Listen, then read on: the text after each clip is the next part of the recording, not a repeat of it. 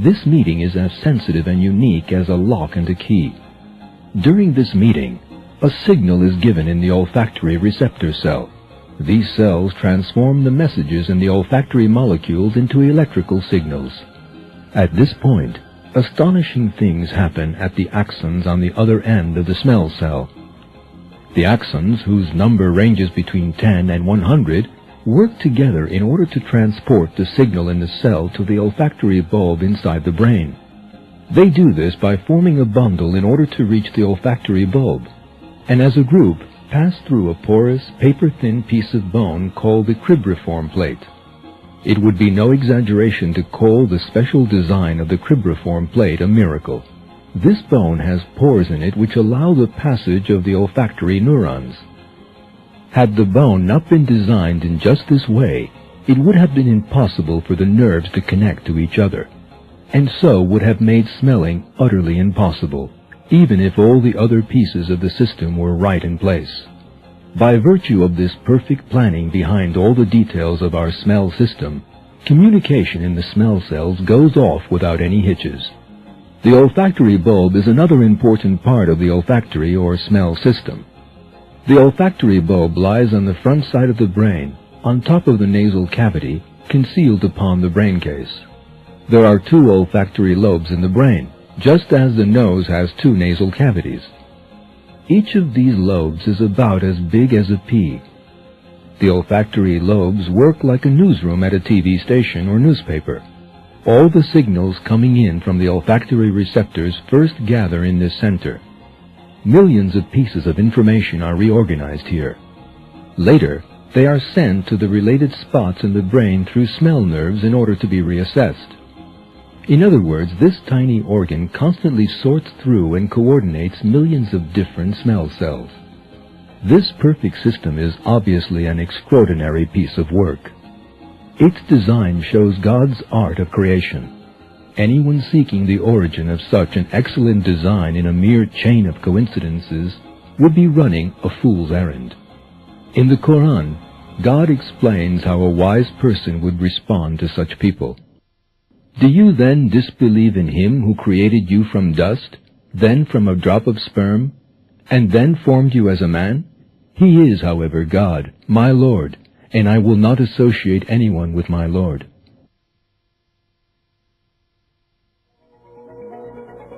When someone says the word nose, we all naturally think of the sense of smell.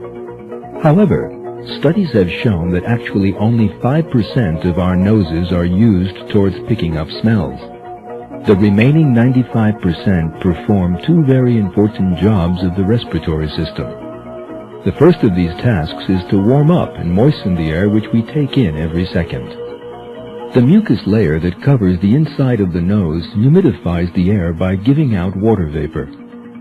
The capillaries right under this mucus layer help to warm the air running through this passage.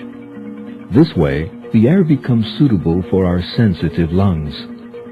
This mechanism works like a very advanced air conditioning system that regulates the temperature and humidity of the air. The second task of the nose is to act as a gatekeeper against microbes and dust particles carried by the air which we breathe in. These potentially harmful particles get caught by the mucus layer and then the hair-like cilia. Then the mucus laden with harmful substances is pushed by the cilia to the pharynx. Later, it is expelled from the body by coughing or else swallowed and then destroyed by acids in the stomach. The mucus layer, mucus-producing cells, and cilia work like a personal chemical purification power plant built right into our noses.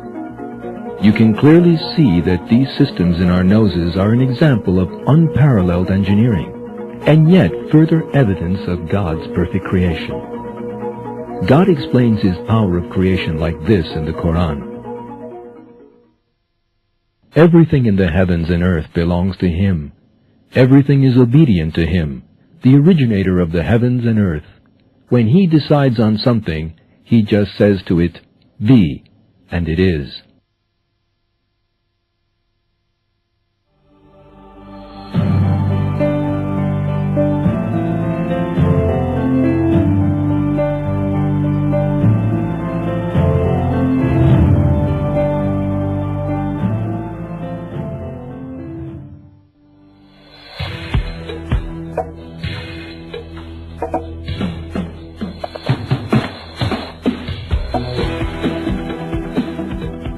When we first walk into a restaurant, we're quick to recognize the scents of the various dishes from the plates around us and the kitchen alike. But after just a while, we stop consciously noticing or smelling these fragrances. This happens because of a mechanism called adaptation. By virtue of this system, smells that we smell all the time don't intrude on us or disturb us, and conversely, we can recognize new and different smells more easily. Smell memory is another miraculous aspect of the smelling process. Every smell we've ever perceived is stored in an archive in our brains using a special coding system.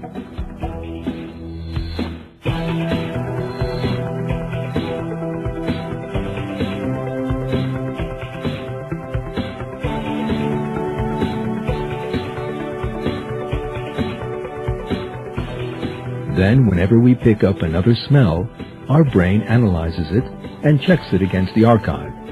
If the smell is new to us, and so not present in our memory, then we try to interpret it by comparing it to other, more familiar smells. Interestingly, olfactory information is much more enduring in our brains than visual or auditory information. Catching a whiff of a particular smell often triggers a host of interrelated memories.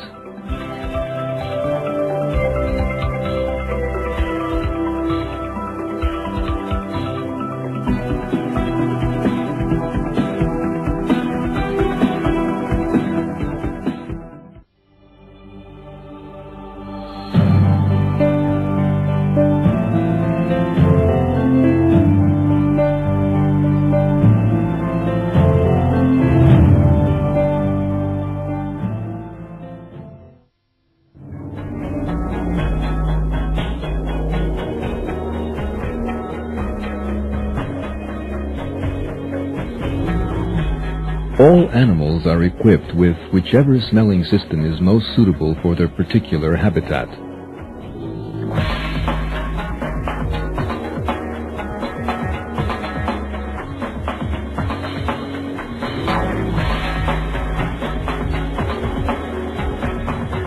A dog's sense of smell is estimated to be 1 million times more efficient than humans. Using their noses, dogs can easily smell the faintest odor in the air, and so they're able to do things that humans and machines can't.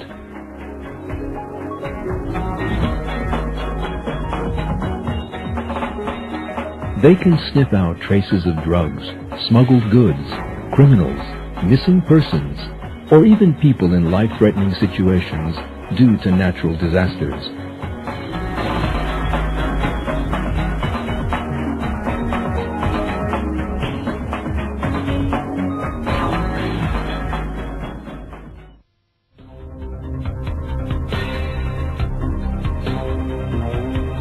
The salmon is another animal for which the sense of smell is of truly vital importance.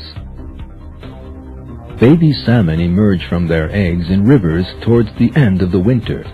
After hatching, they spend a few years in these rivers and then migrate to the ocean.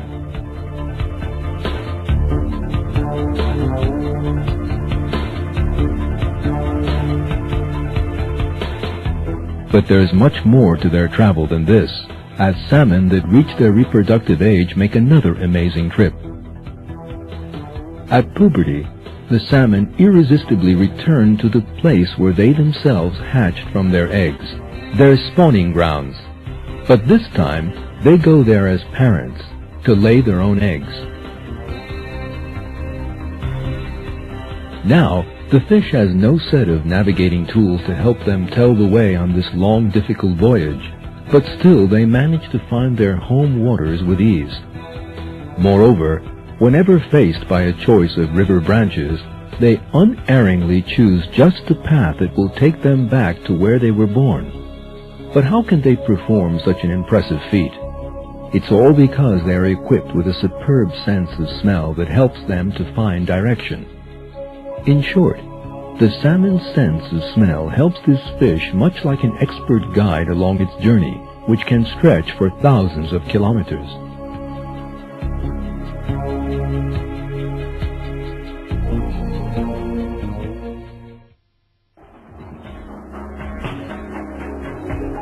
In the Quran, God also draws attention to the example of the mosquito. Female mosquitoes need blood in order to produce eggs, and the she-fly finds sources of this necessary blood by smelling the air. Female mosquitoes have such a strong sense of smell that they can easily detect human body chemicals from whole kilometers away.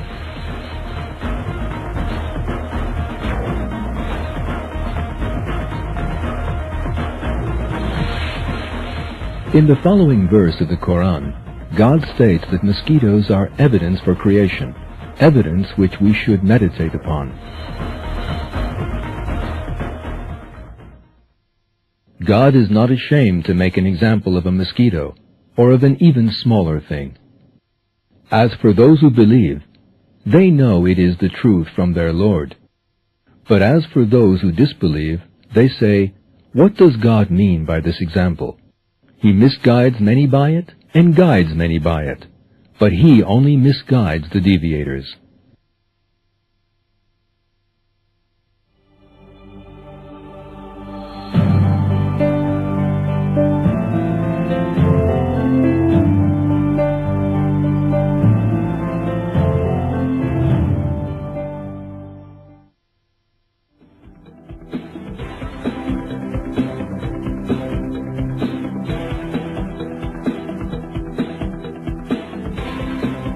A good number of electrical devices have been produced in our day as preventative measures against dangers such as fire and gas leaks.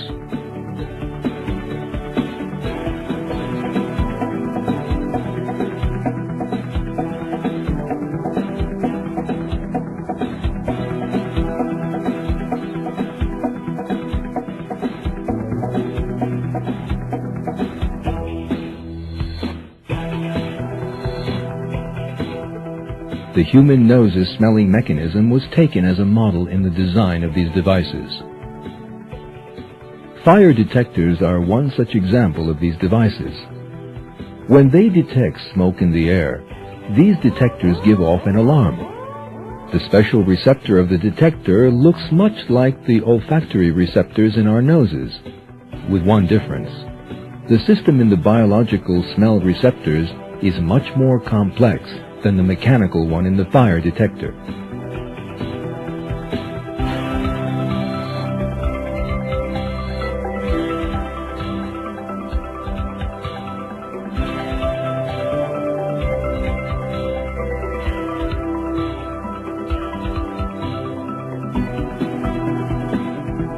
People have also manufactured an electronic nose by taking inspiration from the human olfactory system.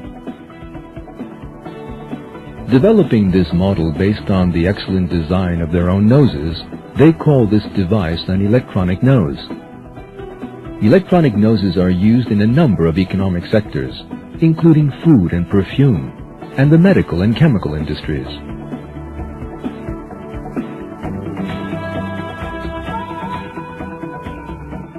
These high-tech advances notwithstanding, scientists are quick to assert that such clever devices are no match or even competition for our God-given noses.